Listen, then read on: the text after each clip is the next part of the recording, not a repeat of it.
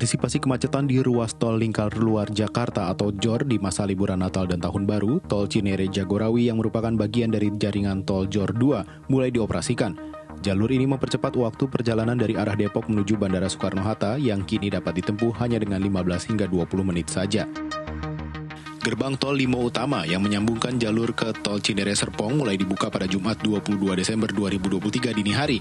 Akses Cijago 3B ini merupakan tahap terakhir konstruksi tol Cijago sepanjang 2,19 km. Keberadaan tol Cijago diharapkan semakin meningkatkan konektivitas antar wilayah dan menumbuhkan perekonomian di kawasan Jabodetabek serta mengurangi kemacetan khususnya saat libur Nataru. Penantian selama 16 tahun akhirnya tercapai pada malam hari ini.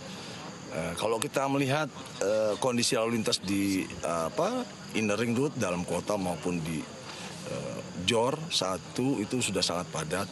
Dengan adanya alternatif JOR 2 yang sudah dibuka, maka akan menambah mobilitas antar wilayah sehingga akan kegairahan dari segala bidang akan terjadi pusat pertumbuhan baru, terjadi pusat kegiatan baru, bahkan terjadi destinasi wisata baru, baik di sebelah barat, di daerah Banten maupun di wilayah timur seperti kota wisata dan lain-lain. Sementara itu memasuki musim libur Natal dan Tahun Baru, peningkatan jumlah penumpang pesawat mulai terlihat di Bandara Internasional Soekarno-Hatta, Tangerang, Banten sejak Kamis 21 Desember 2023. Otoritas bandara menyebut pada Kamis sekitar 150.000 penumpang melakukan perjalanan di Bandara Suta. Adapun puncak arus libur Natal dan Tahun Baru diprediksi terjadi pada Jumat 22 Desember dan Jumat pekan depan 29 Desember. Sedangkan arus balik diprediksi mencapai puncak pada 4 Januari 2024. Secara overall kita bandingkan dengan tahun lalu itu ada peningkatan sekitar 12% dibanding tahun 2022. Di tahun ini naik sekitar 12%. Yang masih mendominasi di domestik adalah Denpasar, kemudian Deli Serdang, dan Surabaya. Untuk internasionalnya masih didominasi ke Singapura, Kuala Lumpur, dan juga Jeddah.